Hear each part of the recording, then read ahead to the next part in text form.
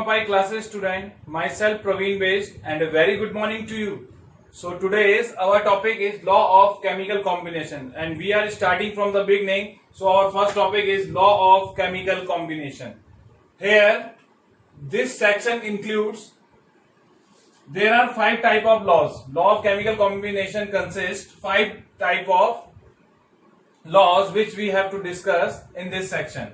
So first is law of conservation of mass, which you have already read in the lower section, lower classes. And second one is law of constant composition or definite proportion. Third one is law of multiple proportion, and fourth is law of reciprocal proportion, and fifth one is Gay-Lussac law of combing volume. Gay-Lussac law of combing volume. So these 5 laws, the 1 to 4 laws, from first to fourth laws, these laws deals with the mass relationship. These laws deals with the mass relationship. Mass relationship में deal करते हैं ये laws. These 1 to 4 laws deals with mass relationship, and the fifth laws deals with the volume. Fifth law deal करता है volume के साथ, and fourth law 1 to 4, first, second, third, fourth, these 4 laws deals with the mass relationship, and the fifth law deals with the volume. Here, one thing you have to note, the fourth law, that is law of reciprocal proportion, is not in your syllabus, so we will not discuss this law. Law of reciprocal proportion is not in your syllabus, so we will not discuss it. Okay, and the rest, first, second, third, and fifth law, we will discuss one by one, and we will do numerical problem of these laws also. Okay, so let's start law of conservation of mass. So the law of conservation of mass is here. We can see in all the physical changes and chemical reaction, in all the physical changes and chemical reaction, the total mass of the product is the same as the total mass of the reactant, as you know already in the previous classes. The total mass of the reactant is always the total mass of the reactant. The total mass of the product is the same as the total mass of the reactant in all the physical changes and chemical reaction. In all the physical changes and chemical reaction, the total mass of the product is the same as the total mass of the reactant according to the law of conservation of mass. So now we will verify this law on the basis of one experiment which is done by Landolt. Landolt ने ये experiment किया था. लैंडोल्ट्स ने ये experiment किया था. जिन्होंने क्या किया, लैंडोल्ट थे एक साइंटिस्ट जिन्होंने ये एक्सपेरिमेंट किया, जिसके कारण आपने इसकी लॉ ऑफ कंजर्वेशन ऑफ मास को एक्सपेरिमेंटली वेरीफाइड भी किया गया था. ये जो हमने कहा कि total mass of the product is the same as the total mass of the reactant, इसको लैंडोल्ट ने क्या किया, वेरीफाई किया बाय डूइंग एक्सपेरिमेंट. उन्होंने एक्सपेरिमेंट किया था. उन्होंने एक्सपेरिमेंट के लिए एक एच शेप ट्यूब ली थी. क्या ली थी? एच शेप ट्यूब ली थी. देखो ये एच टाइप का नहीं बन रहा है, एच थोड़ा सा इसे और ऊपर कर लेंगे तो ये एच शेप ट्यूब बन जाएगी. ठीक है, एच शेप ट्यूब थी. एच ऐसे नहीं लग रहा जैसे बीच में एच शेप ट्यूब थी, जिसको बोला गया लैंडोल्ट ट्यूब.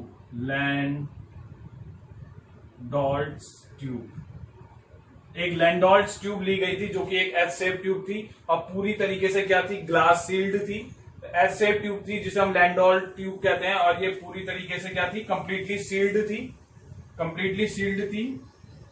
अब इसमें क्या किया गया, इस ट्यूब एच शेप ट्यूब के 2 लिम्स है. एक लिम्ब ये है, एक लिम्ब ये है. 2 लिम्स थे, LIMBS लिम्स. 2 लिम्स थे. एक लिम्ब में NaCl सॉल्यूशन भरा हुआ था. दूसरे लिम्ब में क्या भरा हुआ था, AgNO3 सॉल्यूशन. एक लिम्ब में हमने NaCl सॉल्यूशन भरा और एक लिम्ब में AgNO3 सॉल्यूशन भरा ट्यूब में, और उसे सील्ड कर दिया, कंप्लीटली सील्ड कर दिया ताकि इसमें कोई भी और कुछ जा ना पाए. कंप्लीटली सील्ड कर दिया लैंडोल्ट ट्यूब में. एक में हमने NaCl सॉल्यूशन रख दिया और एक में AgNO3 सॉल्यूशन रख दिया. और अब इस ट्यूब को उठा करके वेट करने के बाद इसका कुछ वेट आया W1.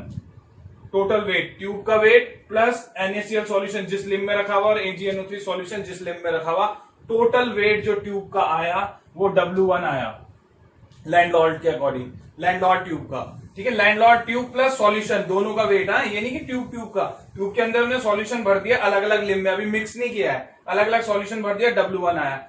अब हम ये जानते हैं W1 वेट आया, आपने वे कर दिया पूरी ट्यूब। अब आपने क्या किया, इस ट्यूब को पकड़ा और शेक किया, ऐसे ऐसे हिलाया, हिलाया तो क्या होगा, ये सॉल्यूशन इधर से इधर आ जाएगा, ये सॉल्यूशन इधर से इधर आ जाएगा, मिक्स हो जाएगा, टोटल मिक्स हो जाएगा, मिक्स हो जाएगा, मिक्स हो जाएगा, मिक्स हो जाएगा।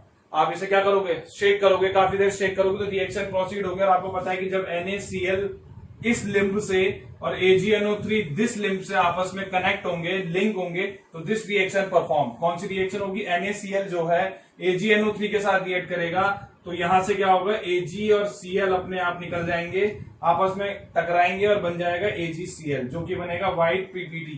क्या बनेगा, व्हाइट PPT, व्हाइट कलर का प्रेसिपिटेट बनेगा, पूरा व्हाइट हो जाएगा ये। और सोडियम नाइट्रेट NaNO3 आपस में अलग हो जाएंगे। अब NaNO3 तो आयनिक है, आयनिक है मतलब वो सॉल्यूशन में ऐसे ही घूमते रहेंगे। ठीक है, सॉल्यूशन में रहेंगे, NaNO3 हो गए, और AgCl जो है कोवलेंट होता है, तो क्या हो जाएगा, व्हाइट PPT बन जाएगा, तो प्रेसिपिटेट बन जाएंगे, इसमें व्हाइट व्हाइट सा हो जाएगा पूरा सॉल्यूशन। ठीक है, साथ में NaNO3 उसमें रहेगा। अब पूरे लिंब में क्या हो गया, दोनों का मिक्सचर हो गया, AgCl व्हाइट PPT और NaNO3 का व्हाइट PPT का मिक्सचर हो गया। अब आपके पास शुरू में आपके पास ये था NaCl AgNO3 और ट्यूब थी, इसका वेट आपका W1 आया था जब ये मिक्स नहीं हुआ था। मिक्स करने के बाद अब आपको जो प्रोडक्ट मिल रहा है वो ये मिल रहा है। अब जो आपने देखा तो ये इसके अंदर चले गया होगा, इधर से इधर, ये इसके अंदर चले गया होगा, मिक्स हो गया है। तो अब क्या मिल रहा है आपको, product mixture AgCl white PPT और NaNO3 का मिक्सचर मिल रहा है। अब आपने इस ट्यूब को फिर वेट किया, फिर वे करने लगे, तो ट्यूब का मास तो वही रहेगा जो पहले था, और इन दोनों का मास। अब आपने देखा कि जब आपने दोबारा वे किया वो दोबारा से W1 आ गया, मतलब जितना वेट पहले था उतना ही वेट बाद में आया। तो इससे ये प्रूव होता है कि law of conservation of mass is verified, कि लॉ जो है कंजर्वेशन ऑफ मास का वेरीफाई हो रहा है। वही तो कह रहा है कि the total mass of the product is the same as the total mass of the reactant. तो जो टोटल मास था प्रोडक्ट का जो टोटल मास था प्लस ट्यूब का मास, क्योंकि ट्यूब का मास तो दोनों जगह सेम ही रहेगा, तो कैंसिल आउट हो जाएगा। तो इससे यही पता लग रहा है कि total mass of the product is the same as the total mass of the reactant. तो इससे ये प्रूव हो गया कि law of conservation of mass में क्या है, in all the physical changes and chemical reaction the total mass of the product is the same as the total mass of the reactant.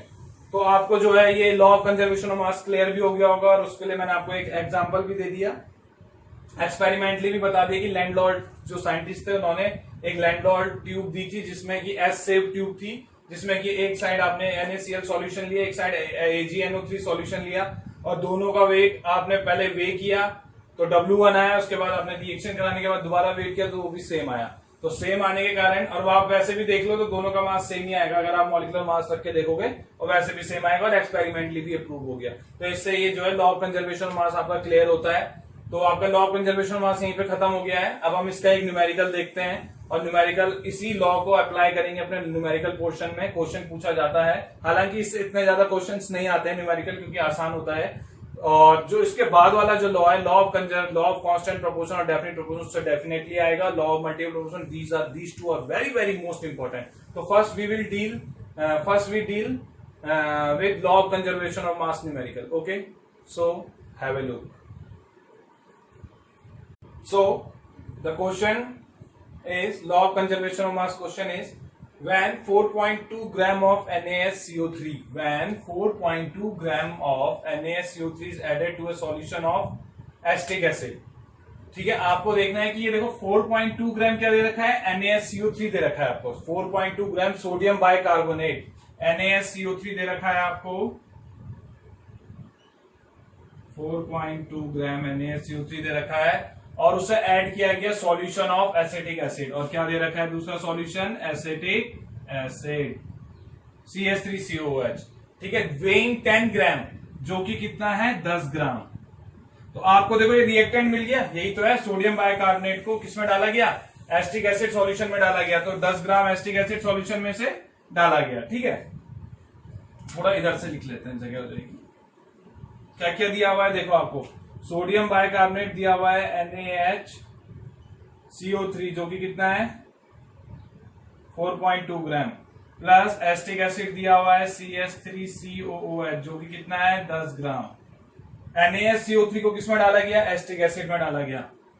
तो ये क्या है, ये रिएक्टेंट हो गया ना R, आर हो गया है, ये रिएक्टेंट हो गया इतना, ठीक है। 4.2 ग्राम 10 ग्राम एसिटिक एसिड, NaSCO3 को इसमें डाला गया 10 ग्राम, ये रहा 10 ग्राम एसिटिक एसिड, देखो एसिटिक एसिड है, 10 ग्राम एसिटिक एसिड में डाला गया। और इट इज ऑब्जर्व दैट, और क्या देखा गया कि 2.2 gram of CO2 is release. Means जब इन दोनों की रिएक्शन हुई तो 2.2 ग्राम की CO2 निकली, तो यहाँ पे मैंने लिख दिया CO2, और वो कितना है 2.2 ग्राम।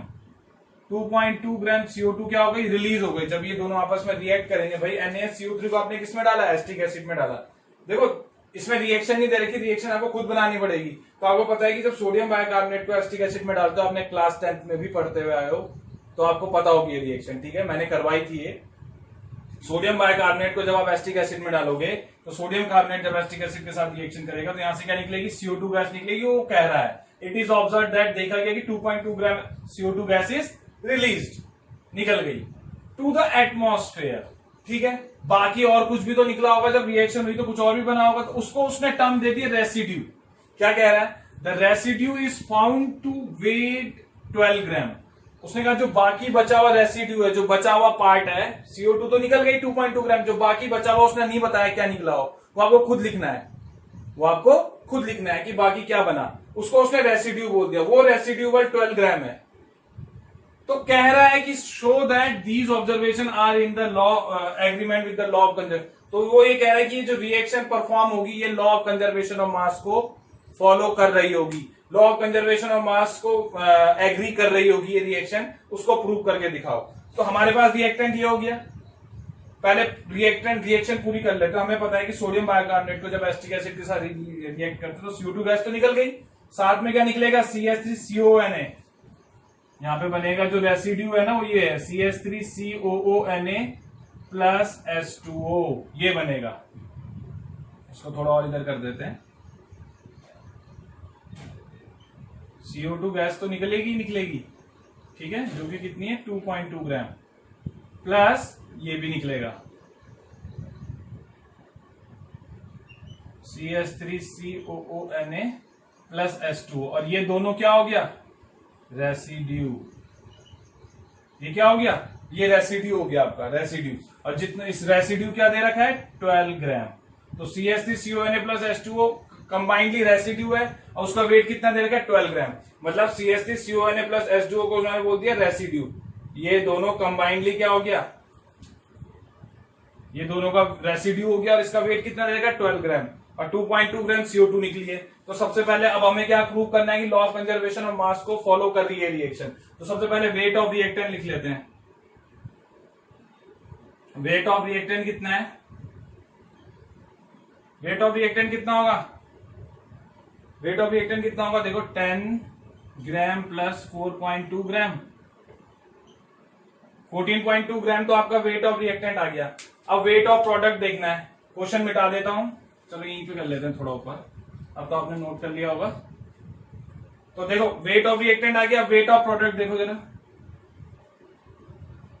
वेट ऑफ प्रोडक्ट क्या होगा, weight of product is equal to जाएगा वेट ऑफ रेसिड्यू, रेसिड्यू में यही आ जाएगा sodium acetate CH3CONA plus H2O, इसको रेसिड्यू का है उसने, तो आ जाएगा वेट ऑफ WT लिख दिया मैंने वेट को, wait of residue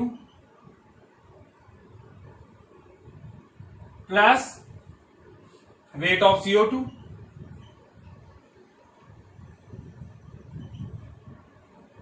weight of CO2। तो वेट ऑफ रेसिड्यू कितना है 12.0 ग्राम प्लस 2.2 ग्राम, इसके CO2 का गया, ये भी हो गया 14.2 ग्राम। तो आप देख रहे हो वेट ऑफ प्रोडक्ट और weight of reactant both are same, so this equation is in the agreement of law of conservation of mass, hence proved, क्योंकि weight of product is equal to weight of reactant या mass of product is equal to mass of reactant, hence proved. So it is in the agreement of law of conservation of mass. तो ये आपका question हो गया, इतना आसान सा था। तो ये इस टाइप का आ सकता है, सिंपल से क्वेश्चन है इसके, इतने टफ नहीं है, तो आपको ये क्लियर हो गया होगा, ठीक है। आप इससे क्वेश्चन से रिलेटेड आप इसकी प्रैक्टिस कीजिएगा, ठीक है। और जो नेक्स्ट टर्म में जब हम करेंगे तो नेक्स्ट टर्म में हम लॉ ऑफ कांस्टेंट प्रोपोर्शन करेंगे, लॉ ऑफ कांस्टेंट प्रोपोर्शन या फिर लॉ ऑफ डेफिनिट प्रोपोर्शन और लॉ ऑफ कांस्टेंट प्रोपोर्शन हम इसे करेंगे, ठीक है। तो अभी के लिए इतना ही, थैंक यू। और अगर आपको मेरा वीडियो पसंद आया तो आप इसको लाइक कीजिए। आपको कोई डाउट है तो आप नीचे कमेंट बॉक्स में आप उसमें कमेंट कर सकते हैं। और अगर आपको मेरे चैनल पसंद आया तो लाइक जरूर कीजिएगा, ठीक है, और सब्सक्राइब कीजिए। Thank you.